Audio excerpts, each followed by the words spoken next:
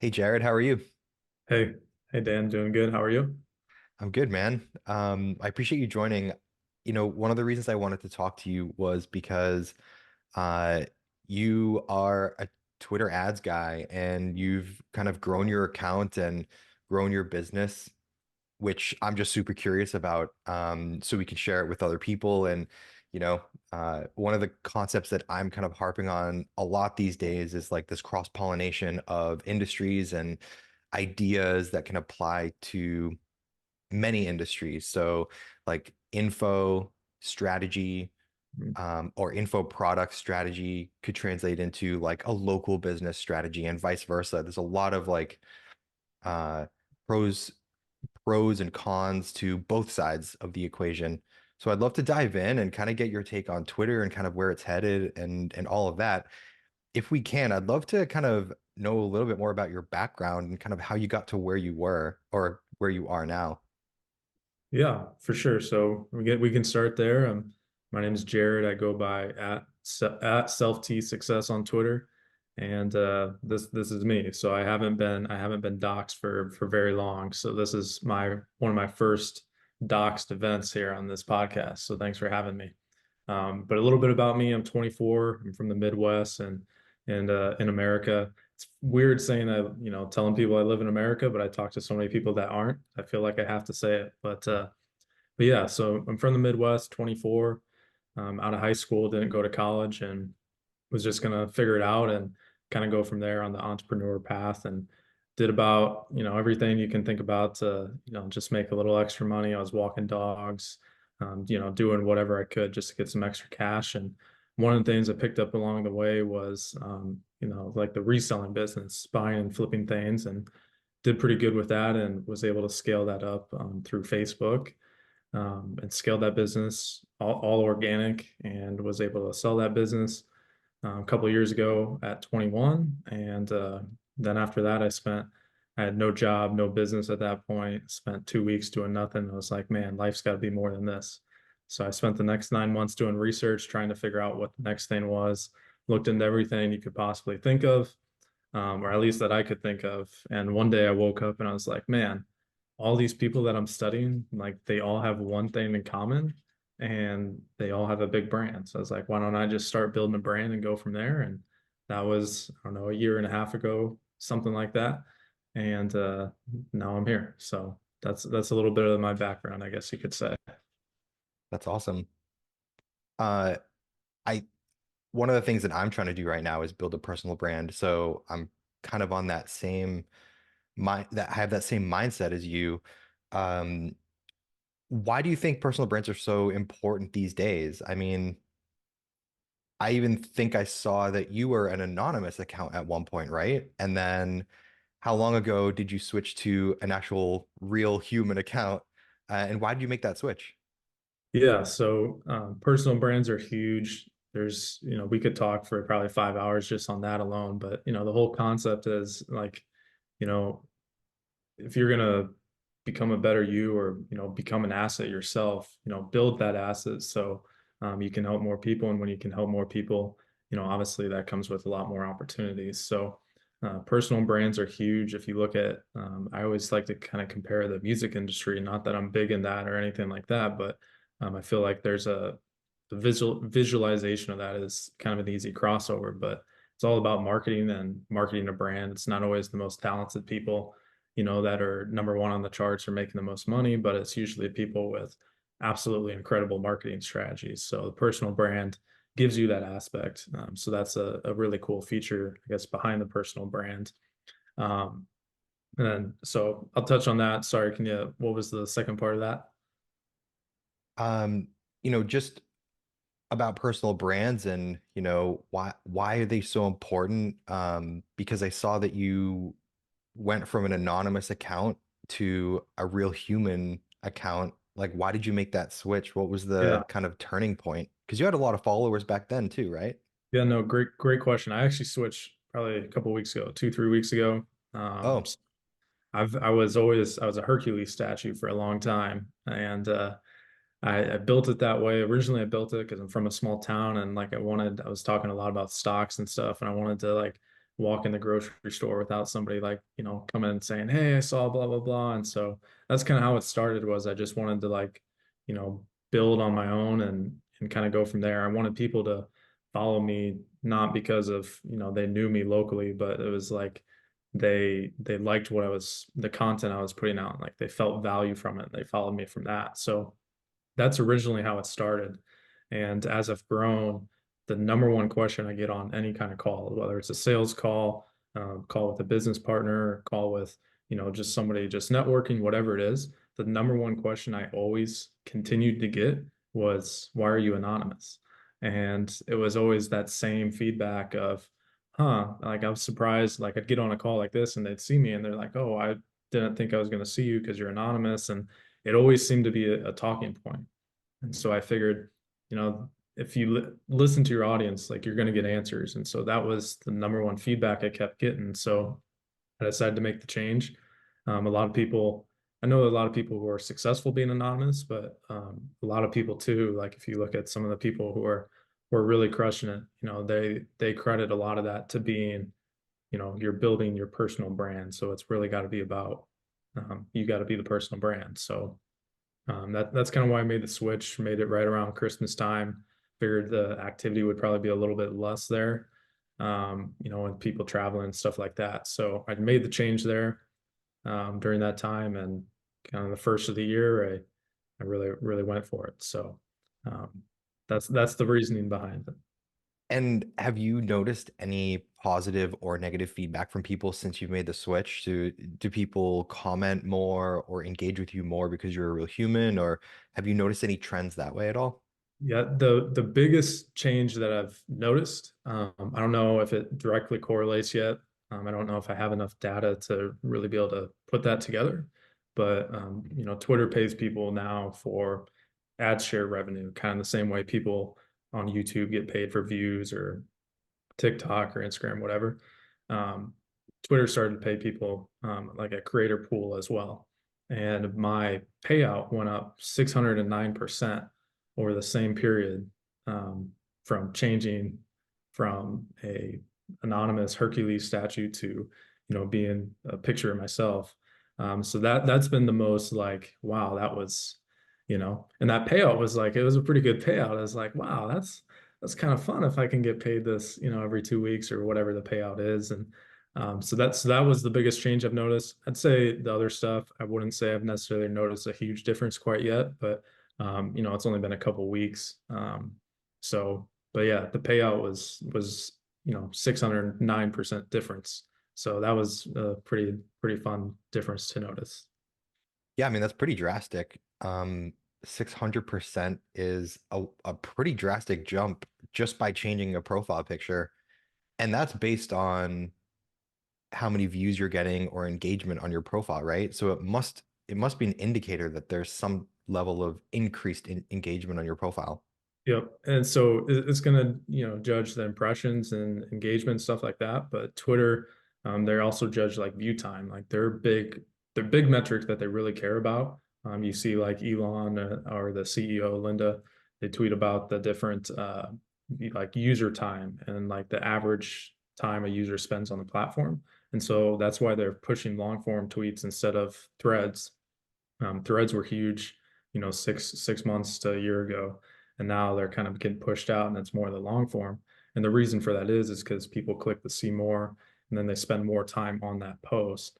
And so Twitter's whole concept, and really with all social medias, is how do we get users to spend more time on our platform? So when people are spending more time on your content, Twitter's going to reward you for that. So I would credit that, that's kind of the correlation there. But yeah, you're right. Simple profile picture change, you would think wouldn't make that big of a difference, but it does, apparently. I mean, that's a great tip. If anyone's anonymous and you're looking to capitalize on your profile, I mean, become a human. I think I mean, it kind of makes sense to be honest with you because generally people enjoy interacting with people more than they interact with companies or brands anyway. And so it kind of makes sense now that, it's kind of said out loud. Um, 100%. Like I always tell people, and it kind of ties into people are like, man, I need to be super niche focused and we can mm, only talk about, only this very specific thing. Like finance people are like, I can't talk about growth stocks and dividend stocks. I can only talk about, you know, A, B, and C, and it has to be very, very specific. I always tell people like, no, like people follow people. So if like if you're an Alex Hormozy fan and he talks about you're going to listen to him on A. But if you like Alex Hormozy, you're also going to listen to him on B, C, D, and E. And so it's kind of that same concept of, you know, now that you know, carry over to the personal brand, like people are more engaged to follow that person, you know, engage with that content. I posted a post probably, I don't know, it must be a week ago at this point. And I'm on my feed, I'm just testing out different content. So super short, one sentence content, long form content. It definitely seems like the long form content gets more engagement. Um, One of the things I've been kind of testing out using Grok actually is writing out a post, putting it in Grok and telling Grok, hey, what are some keywords I can add to this to make it more findable or make it more searchable on X, Twitter, whatever you want to call it. And it seems to have worked. I'm not going to say which post it was, but it was a long form post. And, I don't have many followers. I have like 1,500 followers as we record this, but I saw about probably 70%, probably 50 to 100% increase in engagement just by number one, having a long form post and putting some keywords in the post. Or there's that thumbs up thing again. Um, but it definitely is working, it seems like. Are you noticing more engagement with long form posts? And my other question, I guess, would be, what about long form video? How is that coming to play? Because I know it used to just be very short videos that were allowed on the platform. What about long form these days? Yeah, your Grok tip there is some great alpha. You know, Grok's one of those things that hasn't been out yet, so not a lot of people have played with it. So that's probably, if anybody's listening to this, that's some huge alpha to play with there. As far as long form, I think it's huge. I think it's huge for the future of the platform. I think it's huge for, you know, X as a company and social media as a whole. Kind of where X is transitioning to kind of be that all-encompassing, as Elon always talks about, like it's your one-stop shop for any kind of app. Like it should be able to service everything you ever need. Payments are coming soon. He's filing for different, you know, regulation stuff in all the different states in the U.S. So payments are coming soon, but some of that's already integrated with, you know, the customer payouts. But long form video is going to be huge with that. You see it with, you know, some of the media figures like Tucker Carlson, Don Lemon bringing their shows to X. So you see it a little bit on the politics side and some of the different candidates doing more stuff with X.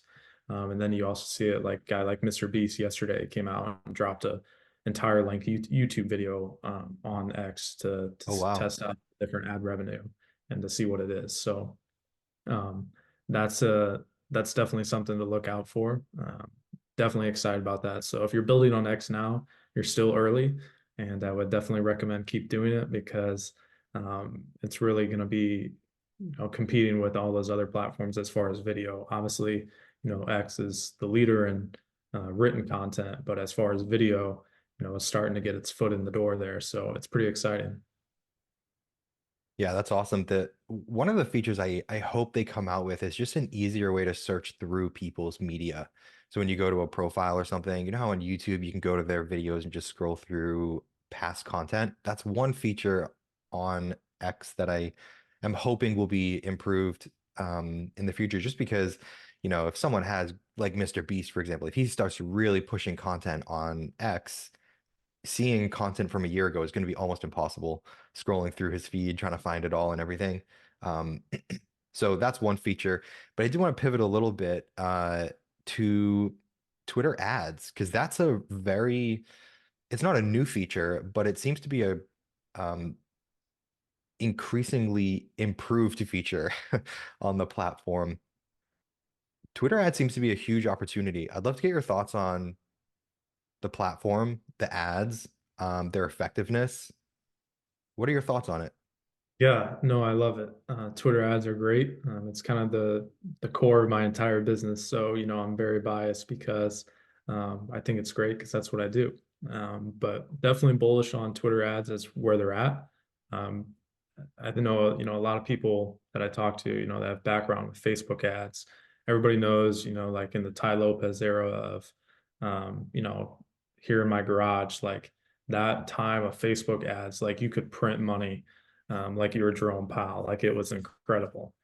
And now that everybody's kind of got on board, there's still a great opportunity there, but it's not quite like it was, back 2016 or if you go back on those different timelines. So that's kind of put Twitter in that early time frame of there's some really incredible opportunities there compared to like other platforms. Some people I talk to run ads on other platforms and they'll tell me about like the CPM they get as, and if you don't know what CPM stands for, like it's cost per 1,000 impressions is what it is. So the CPM on like those other platforms, and people come to Twitter and I tell them like this is what the CPM is that I'm getting. Like it's absolutely nuts. So there's definitely some great advantages there. Now, with that, since Elon's came over, there's definitely some things that have been changed, and there's definitely some things that still need to be changed that were there before that haven't been changed. So they're still working some things out. It's still I say early in development. And that's why I say we're so early is because Twitter's still trying to figure things out. But they've definitely made some improvements, um, across the platform as a whole. One of your tweets that you posted today is, I'm going to read it really quick. It says, if you don't run paid ads, there's a good chance it's either because number one, you don't know how, or number two, you don't know the capabilities. Those who know run ads because the positive outcomes are huge. What positive outcomes are you talking about? Are you talking about brand eyeballs on your product? Are you talking about direct ROI, direct response ads? What are those positive outcomes you're talking about? Yeah, for sure. That's kind of cool that you pulled that out. But for me, the biggest thing is, everybody that I talk to and everybody that I don't talk to as well, like the whole point of anybody creating content is for people to see it. Like ultimately you could say, well, I'm building a skill, I'm, whatever, but it's like you don't want to create content forever and nobody sees it. Your whole point is like you want to be able to go viral, you want to build a brand, you want people to see your content because you want more people to know about what you offer and whatever that may be. And so ads give you that capability. And so for me, biggest alpha I think you can get with ads and with Twitter ads specifically is obviously ROI is amazing, but um, it's about like brand exposure. So you can make going viral predictable with ads. Like it's pretty simple. Like I have several clients where it's like, okay, what are we doing with this one? And it's like we can make every post go viral just with different Twitter ads capabilities. It's pretty awesome. Obviously, ROI is a huge picture. That's the bottom line. But when you build a brand, a lot of that ROI comes in, on the back end. Of people who, I have people who saw me from an ad 3 months ago, followed me, and then they end up becoming a client kind of thing. But there's definitely some things you can do with ROI. It kind of depends on what product you're selling or service and stuff like that. But ROI is definitely there, and that's why myself and all the people that I work with, why we run ads. Yeah, I mean, one of the things that a lot of, I think, business owners don't understand is like top of the funnel, middle, bottom of the funnel strategy, and your ad strategy and your messaging is different between all of those stages.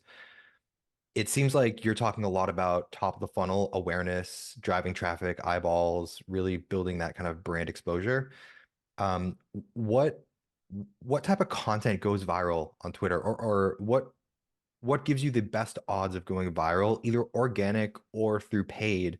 Do you look for what organic posts, how they perform first, and then put some money behind it, or is there a different strategy beyond that? Yeah, so that's a great question. So what I tell people is like if it performs well organically, it's gonna like that same kind of stuff's gonna perform well in ads. Because the way Twitter does their ads is it shows up in people's feeds. So it shows up just like any other tweet would. Most people probably can't distinguish a normal tweet from a tweet that's an ad, just because how Twitter kind of disguises it on people's timelines. So if it does well organically, it's going to do well in ads. Using pictures, images is a great plus that definitely boost overall results by a pretty large percentage. So that's kind of, I guess, what I'd say on that. If I can double click on that for a second, when you say using images or visuals, do videos or still images work better? And when you're talking about these videos or images, do we want people in them, for example? Do we want um, more of like a diagram, like a visual representation of what you're talking about? What what content does better? Is it people? If you can dive into that for a second, double click on Yeah, that thought. no, that's a great question. So as far as pictures versus videos, what I've seen, pictures are a little bit better. Videos, and I was telling somebody this yesterday, I think too, but the concept of like if you understand like funnels of as far as like you lose people after, every click, you're gonna lose people. And so it's the same way with content. So like, if you want somebody to like your post, if you want that to be the first engagement, but you have a video, their first click is going to be play video. And then their second click is probably going to be pause video, so then by the third click, maybe you get a like, so it just different features like that, things you got to think through as far as how many, like, what is the first action somebody who has no clue who I am is going to take when they see this post. So that's a kind of a mind frame to go through. If you're going to do a video in an ad, 15 seconds or less is probably your best bet. Keep it short. You want a good hook. You want something visually appealing. But again, I kind of like images better. And you ask like, do we want people in it? Do we want graphics, stuff like that? You can try things with different colors. There's some alpha in that. I'm not gonna quite give away, the different color combinations and stuff like that, but there's some different alpha and different colors depending on what you're advertising. So that's something. That's why I'm wearing green. Green's a good color, for different things. And but yeah, try different colors in your images, and you'll be amazed. You'll run the exact same ad, and then change the background of the image, and it can make a difference. So that's some alpha. If you're going to do charts and stuff, something with charts is fine. But if you're going to do people, one thing, it kind of sounds weird to say, but attractive people are going to do well in ads. So if you have somebody that that's really attractive, and you take a picture with them with your product, or something that relates to your service, it's probably going to do well. So that's something that you kind of feel weird doing, but people are attracted to attractive people, and that's why they're attractive. And so if you have pictures of them in your ads, that would be good. It can be Okay. good. So attractive people in ads, figure out your color combinations. There's that thumbs up again. Color combinations, short videos, short content, things like that. What about the words, the copy that you use in the ads? I'm more familiar with kind of that Facebook ad style.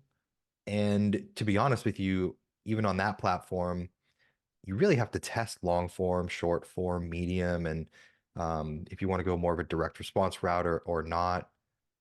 Uh, does direct response, should we be doing direct response on Twitter, long form, short form? What should the content entail? Yeah, so I think the copy is going to vary a lot, person to person, account to account. What you run for one business, might be different for the other. Same way, like even if you go in the same industry or same niche, personal account versus business account, and different things like that. And then I also think within that niche, what is their goal? That's always the first question I ask people is, what is your goal? Like, what do you want to get out of this?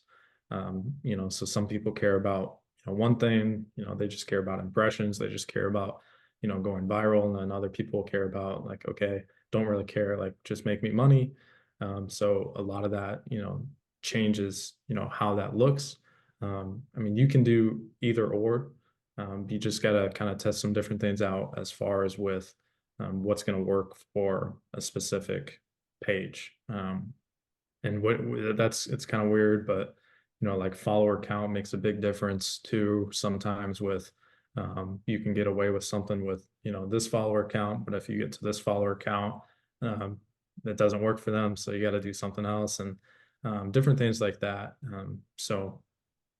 That's what I'd say.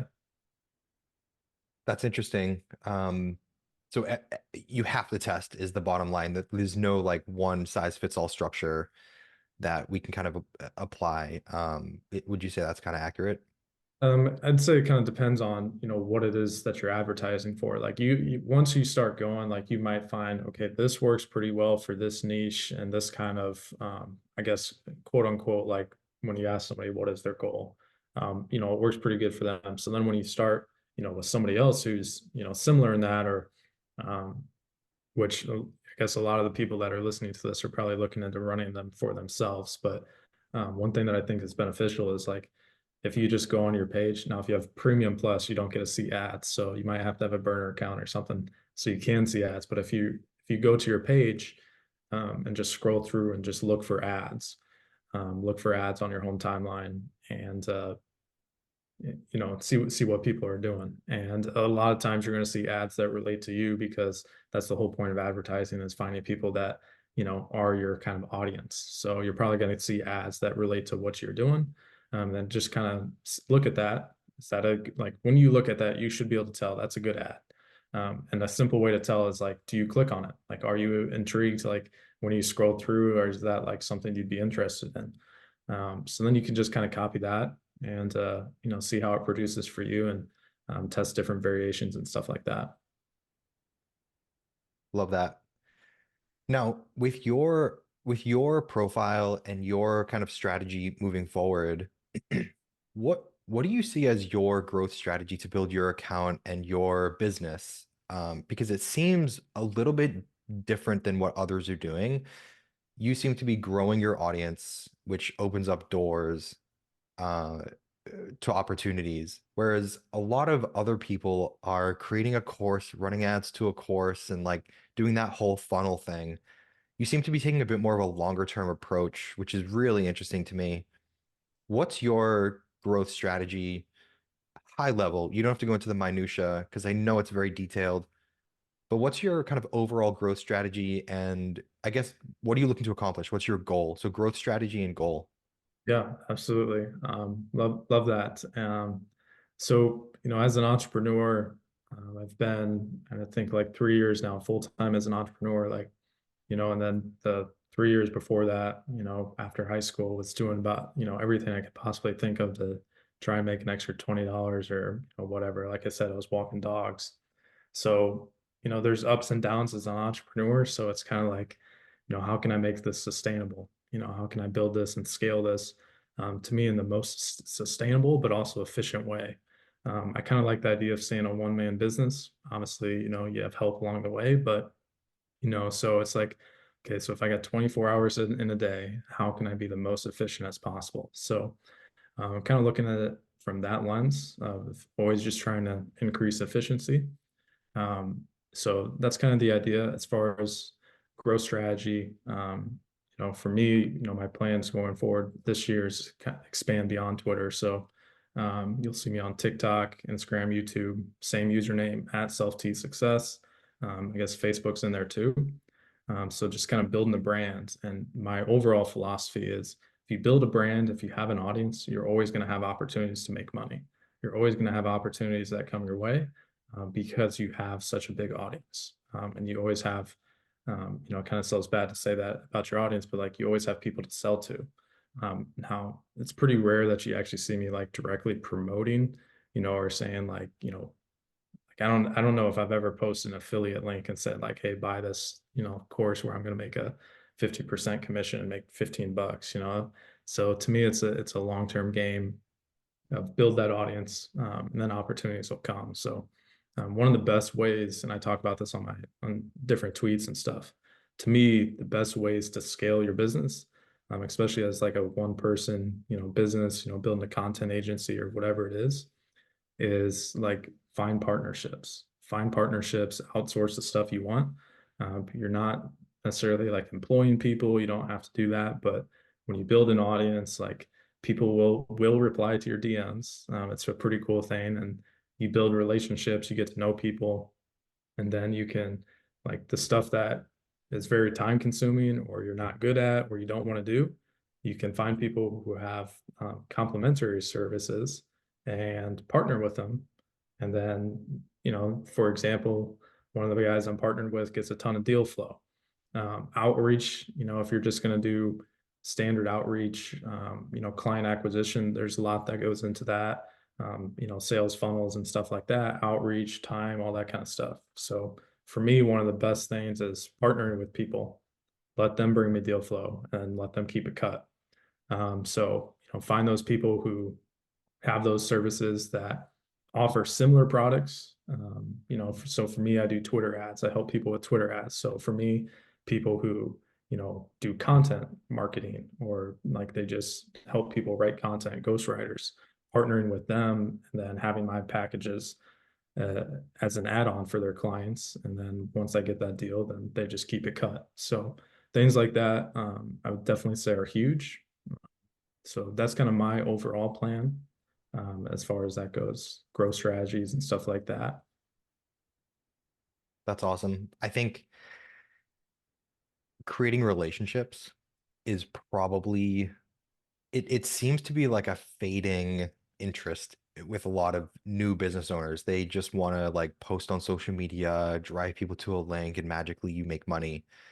Where these old school guys, these people who have been in business for 10, 20, 30 years, they have these like deep-rooted relationships and connections with that within the industry. It's almost for them, it's almost impossible to go broke because they know so many people and there's a level of trust. That's one thing that I learned in my business is I mean, I saw the biggest growth in my business when I made relationships.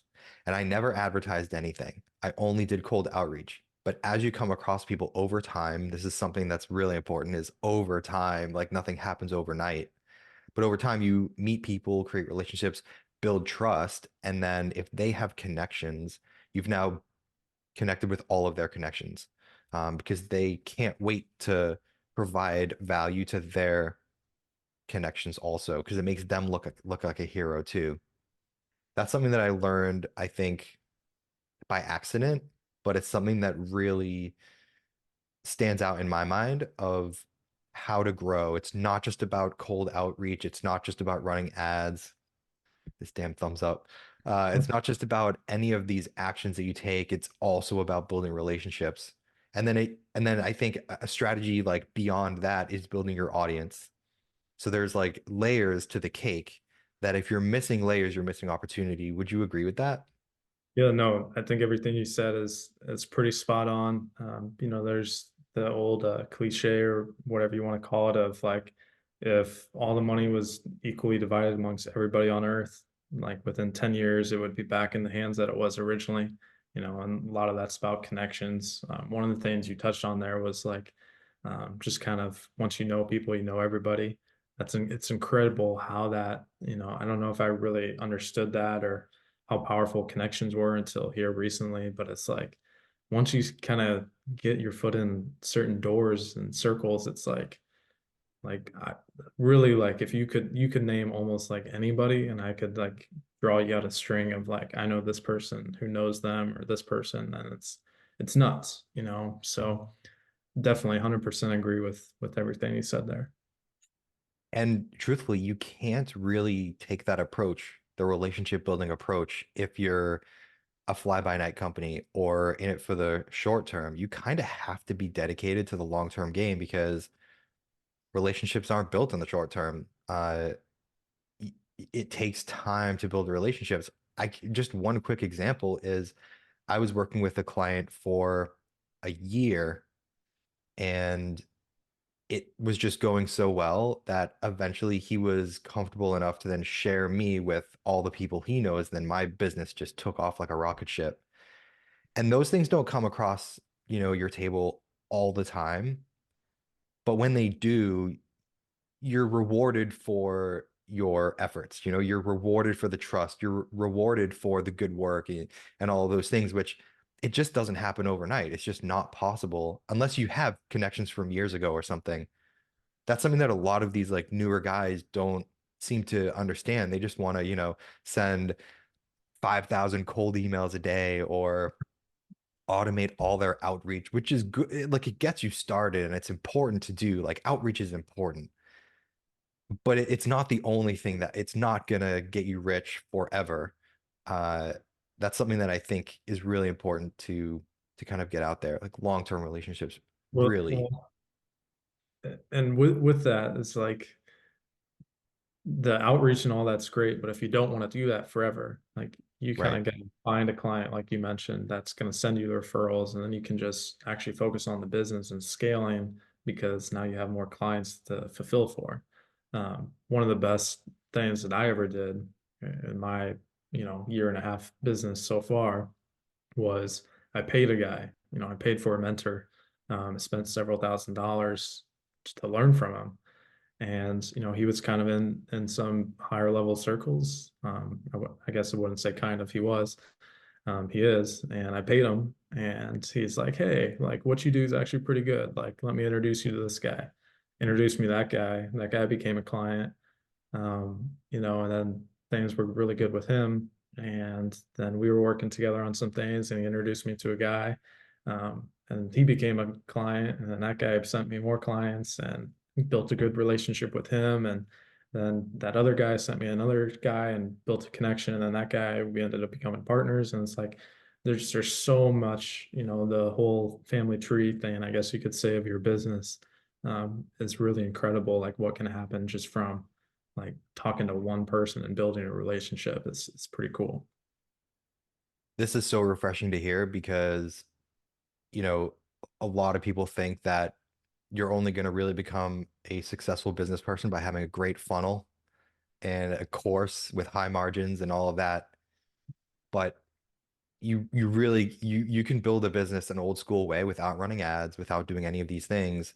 And no one really needs to even know who you are necessarily. You know, there's that kind of secret millionaire mindset, you know, that sometimes it is better. You know, I know you change your profile to be not anonymous, but there's a lot of anonymous millionaires out there who have never run ads, who have never done cold outreach. They've just met the right people and they've grown a huge business that way. Um, so, and if you combine that with a good funnel, with a good product, with high margins, the sky's the limit. Um, so it's never one thing. I don't know if you've noticed that too, but it's never one thing that makes you successful. It's a combination of many things. Um, well, look, this has been a really interesting. You've dropped a lot of bombs. I think there's a lot of value packed in here. Um, is there anything that is on the top of your mind that you'd like to share with people that we haven't covered? Yeah, sure. Yeah, no, this has been great. Thanks for having me on. I think one thing that's a common question that people are always asking is like, okay, so you know they see like the people with the big accounts. They're like, how can I do that? How can I do that? So really, once you have a blueprint, it's just about doing the work. So it's just about staying consistent. If you're consistent, you do the work, good things happen. So I think the highest ROI for your time on Twitter is just going to be sending messages. Kind of like we just talked about. It's like just build those relationships, get to know people, and don't underestimate people or overestimate people just because of a follower count, whether it's big or small. Like I was talking to a guy the other day who, um, anonymous account, has like 3 followers and has like some animated profile picture, but he's a former NFL player and independently wealthy outside the NFL, and multiple millions of dollars, through business, but he's got like 3 followers and only posts memes, so like, don't underestimate people, just, but um, so messages is a huge ROI. One of the best ways to grow your account right now is with Twitter Spaces. Spaces are Interesting. huge. So getting on Spaces, having conversations with people, because that's a great way to build relationships. It's a lot more personable. And also with that is you get a larger audience, so if you can get on a space with somebody with a bigger account, and start, building a connection with them, then you're on with their audience, and then they probably also have other speakers who also have big audiences. So it gets you exposure to a lot of different people in a short amount of time, and it gives you an opportunity to like, you know, to really speak, and to share alpha. So spaces are a great plus right now. To be honest, that's probably the number one way to grow your account right now. Um, Video is going to be huge. Like this video is probably going to end up on Twitter. Video is becoming big. It's going to become bigger and bigger. So if you're somebody who makes video, and if you start posting that on Twitter right now, like you're going to be one of the first people to adopt that. Live streaming is coming. So some of those other streaming platforms, like Kick and Twitch, Twitter's going to be competing with them.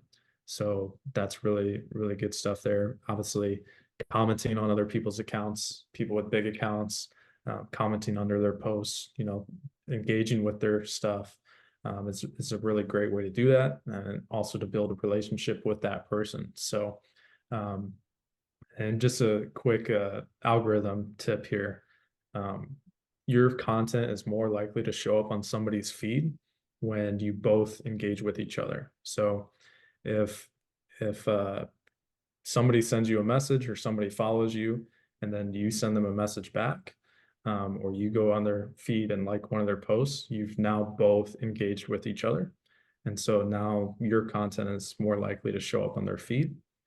So the people who engage with you, if you engage back with them, your content's more likely to show to them, which also gives your content a better chance of being engaged with. And obviously, we all know that the more people who engage with your stuff, the more the algorithm's going to push it. So those are just, I guess, a few quick,